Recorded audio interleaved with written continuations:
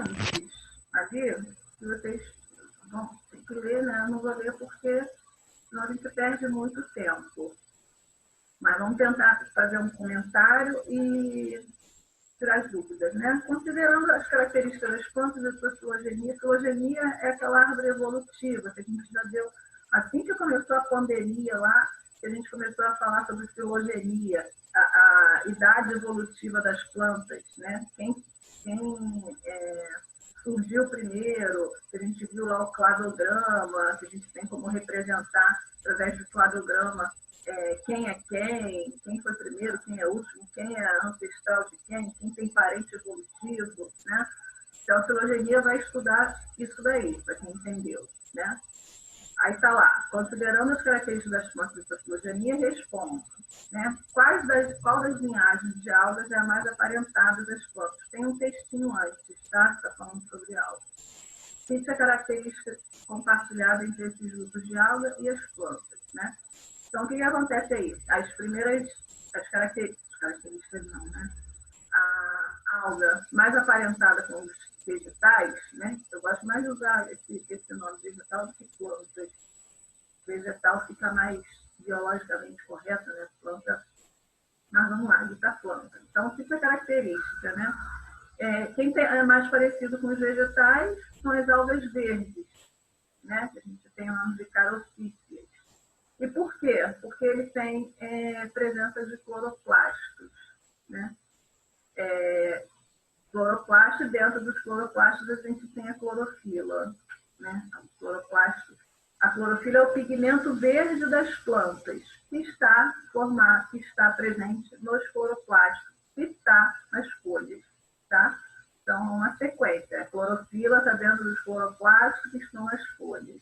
Por isso que tem esse pigmento verde, tá? Então, aqui a alga mais parecida aqui são as algas verdes, né? Que são as caropíceas.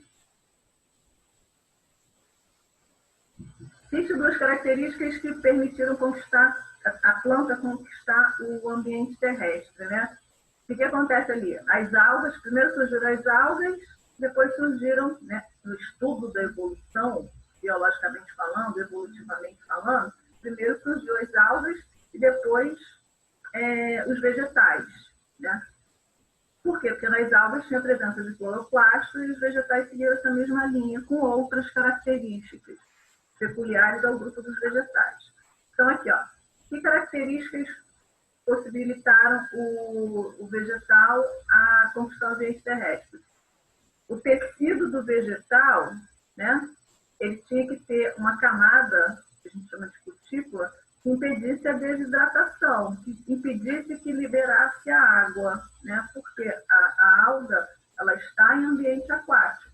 Para ela passar para o ambiente terrestre, ela tem que evitar a perda de água. Então, ela teve que desenvolver, os vegetais, né, teve que desenvolver a epiderme, né, que é a camada dos vegetais externa, com uma cutícula que impede a desidratação, impede que eles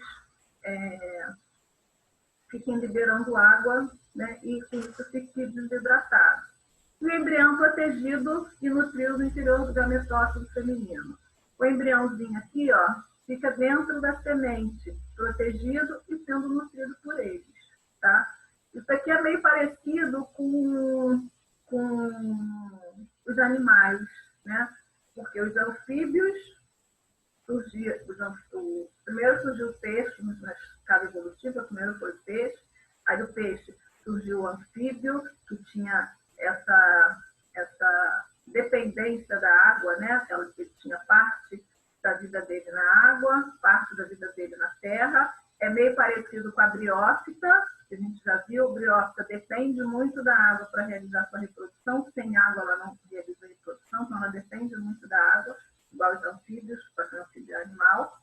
E para evoluir para o réptil, né? Para evoluir para um animal acima dele, em característica evolutiva, quais foram as principais? Primeiro, o tecido, a cutícula, né, a epiderme dele, que evitou também a desidratação, né?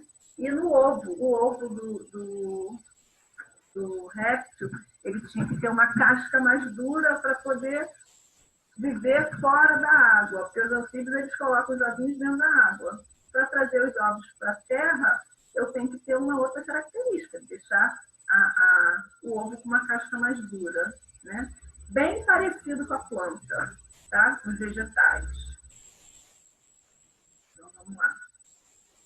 O ciclo das plantas envolve a formação de duas estruturas unicelulares, esporos e gametas, né? Diferencie essa estrutura.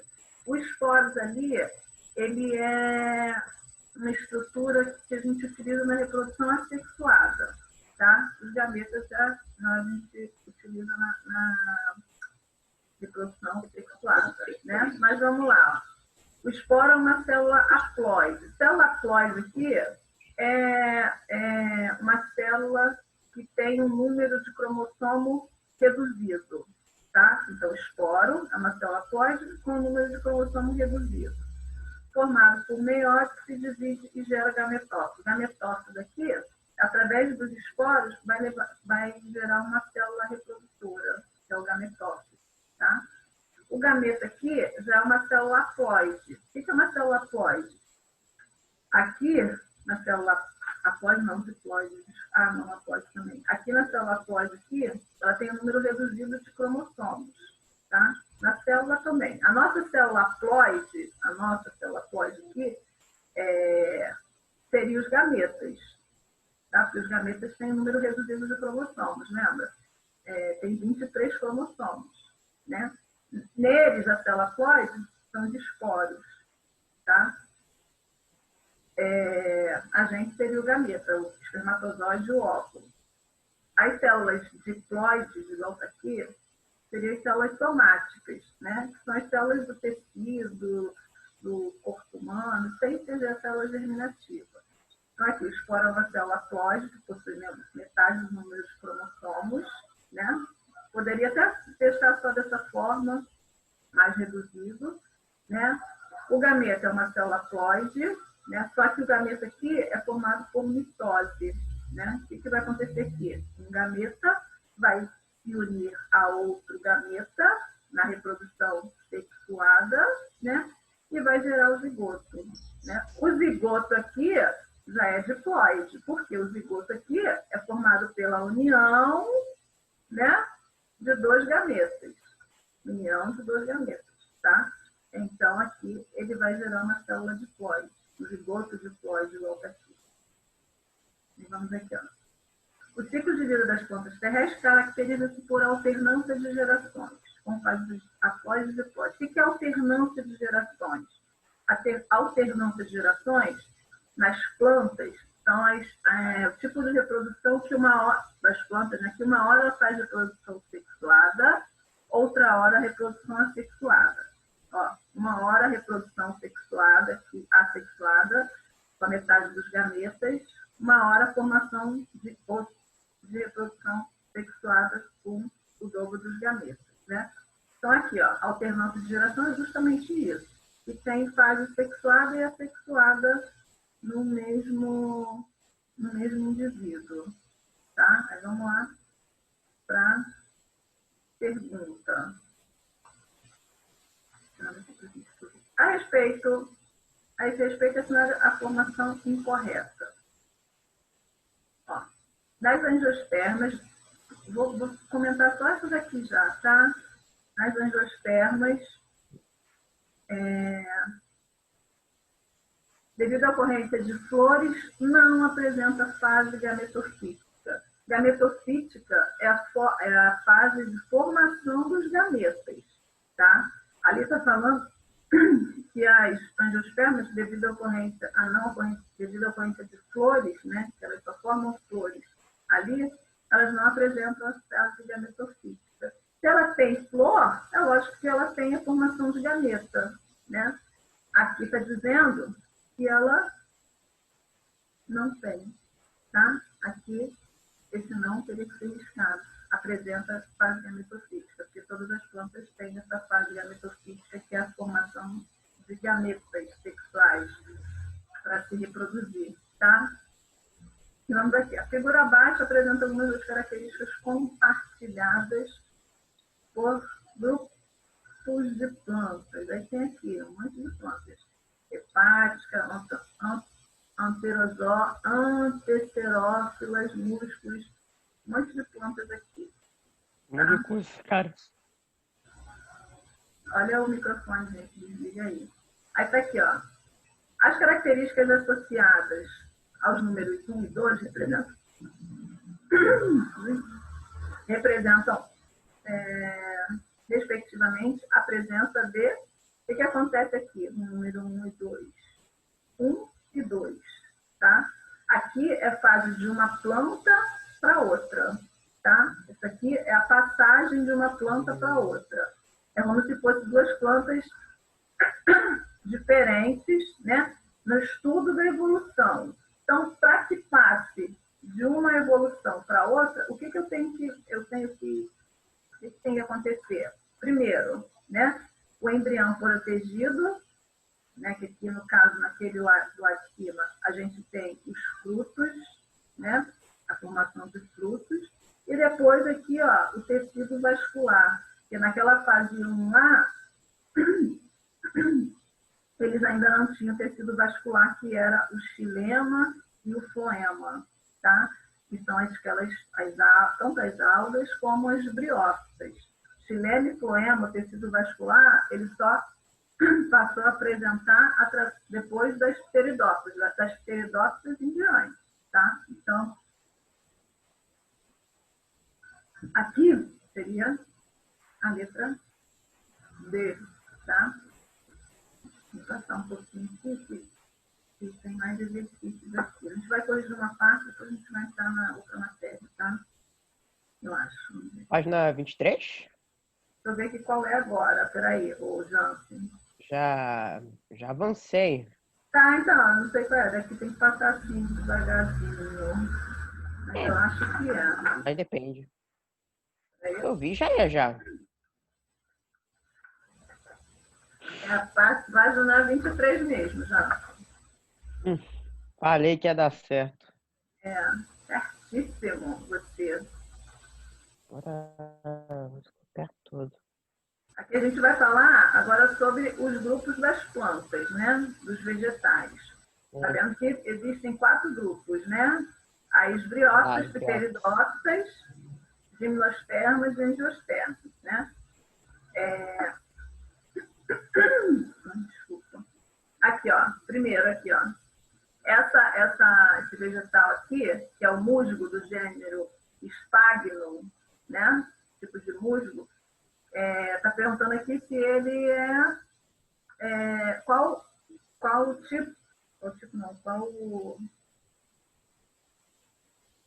tipo de plantas ele pertence, esse musgo aí, né? A gente sabe que musgo ele é briófita, né? Ele é briófita aqui. Então, os musgos aqui estão na primeira classificação dos vegetais, né? Que a gente tem primeiro briófitas, depois pteridófitas, depois gimnospermas, depois angiospermas. Então, ele pertence ao grupo das briófitas. Aí está perguntando aqui se ele é monofilético ou não. Esse grupo ele não é considerado monofilético. Por quê? Porque ele tem características próprias dele mesmo. Ele não tem nenhuma característica aqui, ele passe para outro grupo. Até porque nas pteridófitas, a gente já tem os vegetais com sistema vascular, com raiz, caule, flor, fruto, ou flor não, nem fruto, né? Raiz, caule e as folhas, né? Nas pteridófitas. Aqui, a gente não tem nenhuma dessas características, né? Então, eu não posso dizer que ele é monofilético, porque ele não passou essa característica para o outro grupo que veio a seguir, né? Então, ele não é monofilético, tá? Se ele tivesse passado, se tivesse ali alguma característica que pudesse passar para o grupo a seguir, se ele tivesse folha, se tivesse raiz, se tivesse vários condutores, ele já não seria dessa forma, classificado dessa forma, tá? Mas ali, como ele não tem característica que passe para os outros, então... Descreva em linhas gerais o ciclo reprodutivo desse musgo lá de cima. O que acontece aqui?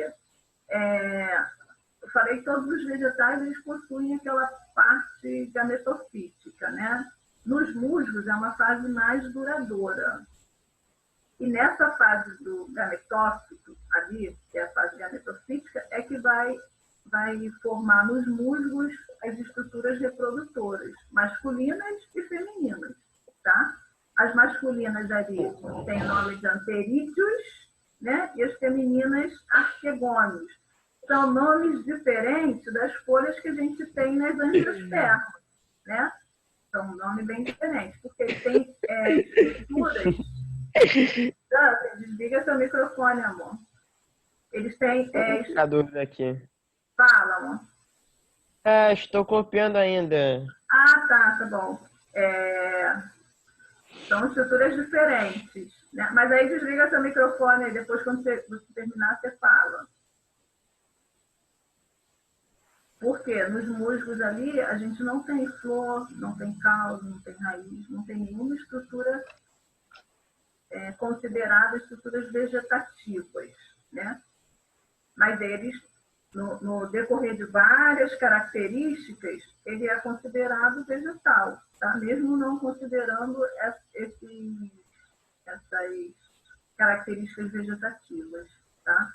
Então, ali, ó, descreva de modo linhas gerais. Ali a gente pode até resumir, tá? Vamos ver como é que a gente pode colocar aqui, ó. Aí até pode. Sobre o corpo gametofítico, formas de estruturas reprodutivas masculinas, ou você já pode colocar lá os anterídeos e os arquegônios, que são femininos, né? Produtoras das zoosferas. Osferas ali, as zoosferas, é o local onde fica armazenadas essas estruturas femininas ali, os arquegônios, né? Osfera vem de ovário, né? Então, ali é onde fica armazenados os arquegônios ali, que são as células reprodutoras femininas. E ali, uma característica super importante ali é a utilização da água, né? Como meio de locomoção ali. Então, para essa reprodução das plantas,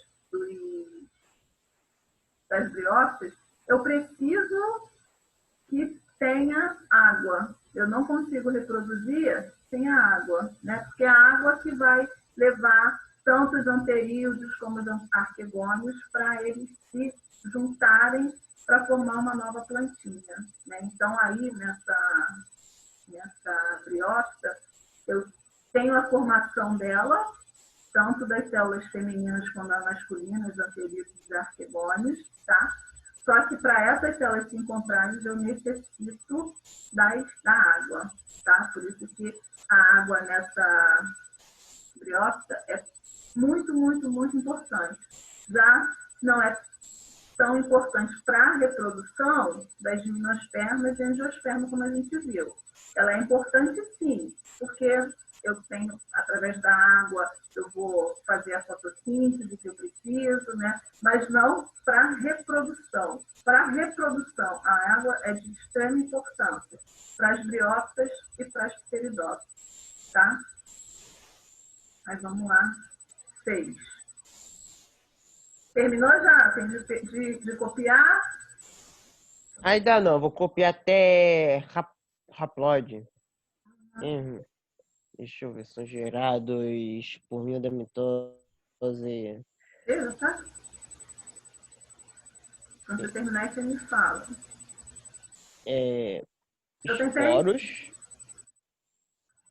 tentei diminuir um pouco essa resposta aí, né? Mas são liberados em, deixa eu ver, condições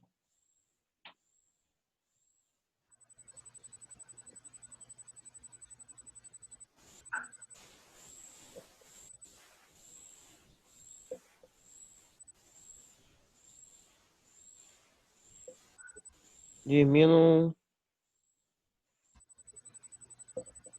formando um novo, deixa eu ver, tá quase acabando. Gametófita, Game haploide.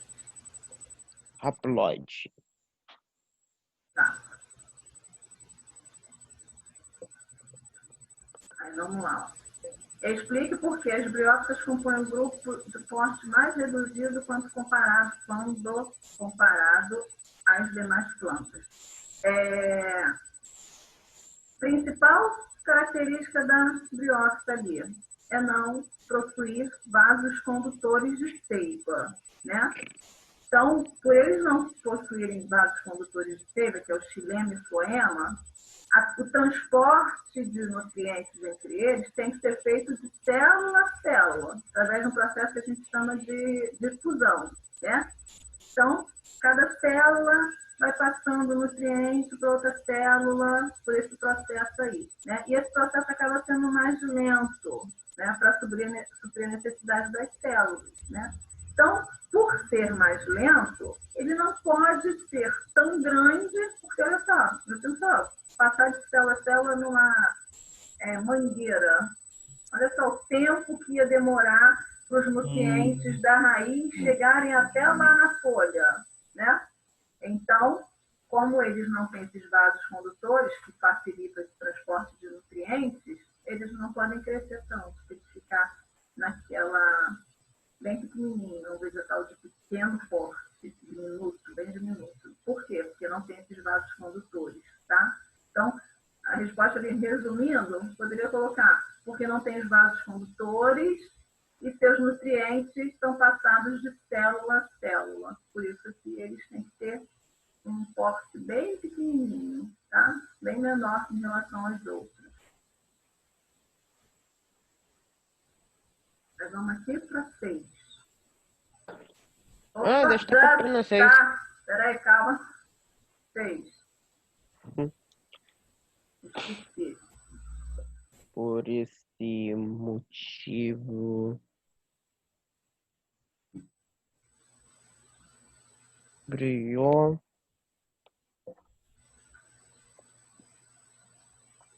São plantas e Pode colocar, Janta. Essa é a só planta de pequeno no porte. Não precisa colocar o restante, não. Porque essa ocorrência em locais úmidos não interfere muito nisso. Foi?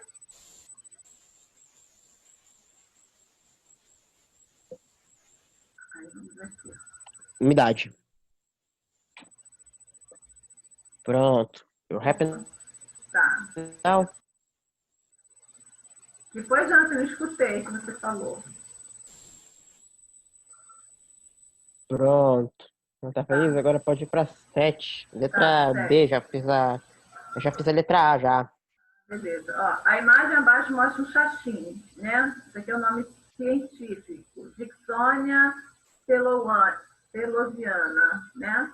Sabendo que a gente tem 2 nomes, né? O nome vulgar aqui, só para relembrar, que é xaxim, e esse daqui é o nome científico. É uma espécie de samambaia arbórea que está ameaçada de extinção, tá? Por que ameaçada de extinção? Porque eles utilizam essa samambaia aqui para fazer realmente o xaxim, que é uma... Não sei se vocês não devem conhecer, né? Mas tem algumas lojas de plantas que a gente não compra esses vasos para plantar, né? A gente compra esses vasos de plástico ou de cimento, né? Para plantar. Tem isso há muito tempo, agora nem se usa tanto, né? Mas antigamente usava o xaxim, que era um vaso feito dessa samambaia aqui, tá? Por que faziam esse vaso dessa samambaia? Porque a planta conseguia ficar mais úmida por causa do xaxim, né? Ela conseguia manter uma temperatura boa para a raiz, para o desenvolvimento da planta. Então, por isso que faziam esse vaso através dessa samambaia aqui, que eles davam o nome de xaxim. Não sei se tem aqui no livro, não tem não. Mas é um vaso que eles faziam da samambaia. Hoje em dia eles utilizam para fazer esse vaso, né? Você vê se teu microfone está ligado. Tem alguém que está com o microfone ligado aí. Daiane. É Daiane. Desliga seu microfone, Daiane. Obrigada, amor. Aí, aqui, ó. Hoje em dia, para fazer esse vaso, eles utilizam palha de coco, né? Muito melhor. Por que não utilizavam já essa palha de coco antes, né? Tinha que deixar a samambaiazinha quase em extinção, né? Então, samambaia, a gente já sabe que é uma pteridófita, né? Ó, que grupo de plantas assim classificado, né? Ele é classificado por pteridófitas, né? Ele também é um grupo monofilético, apesar dele ter características que pode ser passado, né, para outras gerações, ele tem características dele próprio, tá? Então, por isso que ele não é considerado um grupo monofilético, igual lá as briófitas, né? Em qual fase do ciclo de vida corresponde a mostrada nessa imagem? Explique ainda a sua função para a reprodução da planta, né? Aqui a imagem, deixa eu ver se dá para ver. A imagem aqui não está muito clara não, né? Mas aqui, a gente vê aqui, ó.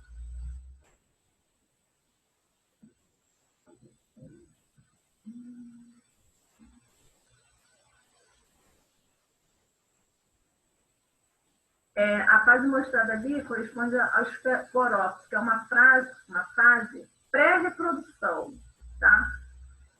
E acontece nas pteridófitas durante a maior parte da vida dela, né? Essa fase pré-reprodução é onde elas produzem os esporos.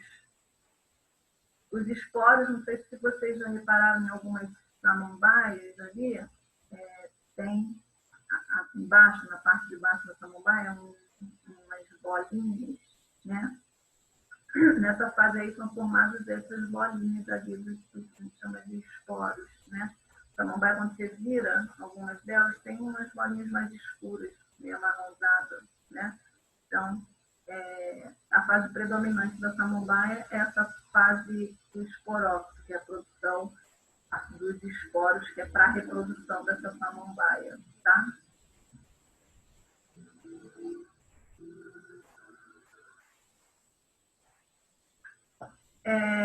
Se fosse feito um corte transversal no caule do jasmim, a estrutura exclusiva das plantas traqueófitas seria possível observar, né? Quando a gente corta, a gente consegue ver os vasos condutores, que é o xilema e o floema, tá?